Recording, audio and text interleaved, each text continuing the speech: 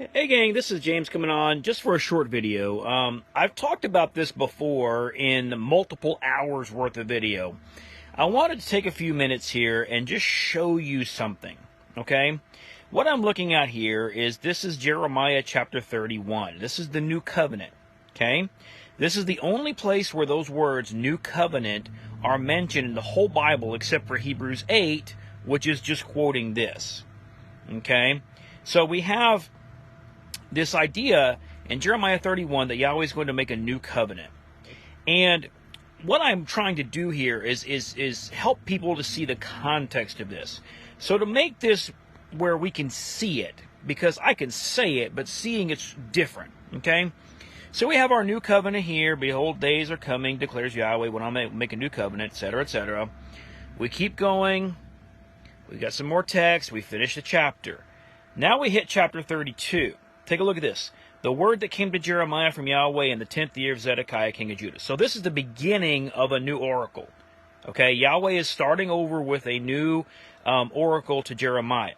Okay, so the context, the immediate context of Jeremiah 31 ends there. Okay, now, big picture, there is context also in 32, but the immediate word ends there. So let's see where the context begins. Okay, this is all new covenant. We're in Jeremiah 31. I'm going to backtrack here. We're just going to do a quick scan here. Okay, Yahweh's speaking to him. There's some thus says Yahweh's.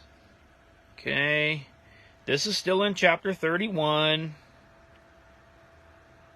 Okay, let's keep going. We're going to come over here to this next page.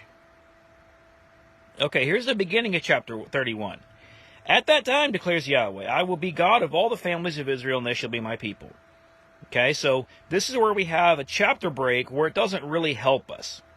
So, to get the context, let's keep backing up. Oh, there's some context. The latter days. So this is all latter days stuff. Interesting. Okay.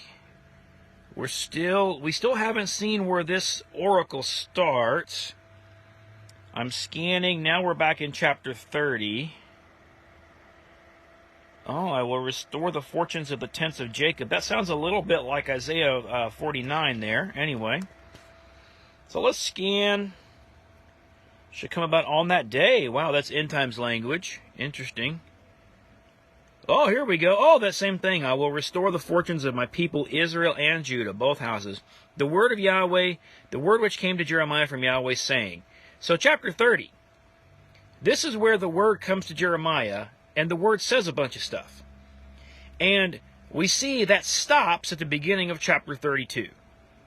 So this is just to illustrate that the context for the new covenant isn't just Jeremiah 31, and surrounding verses, or even the chapter of 31. It goes back to chapter 30. Now, why is this important? Because to identify the context of the new covenant, we need to read these two chapters together. And we need to look at themes. What do these two chapters together in harmony say about the new covenant? What do they say about the promise? What do they say about the timing? What do they say about the implementation? And from there, once we see those themes of context, we can go through the rest of the Bible and we can find those same themes all over the place.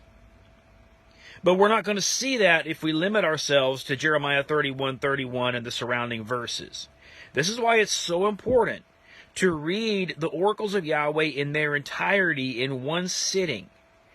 This is why it's so important to read around chapter breaks and not just start and stop where they are. The new covenant is huge, and Christianity is missing probably 80% of its context, if not more. That's just me guesstimating. I'm not a statistician. Anyway, I can't even pronounce that properly this early in the morning. So, anyway, just something to consider, guys. I challenge you. I encourage you. Read 30 and 31 together in one sitting. Take those themes that you find and look elsewhere. Flesh it out. I love you guys. Thanks for tuning in, as always, and Yahweh bless.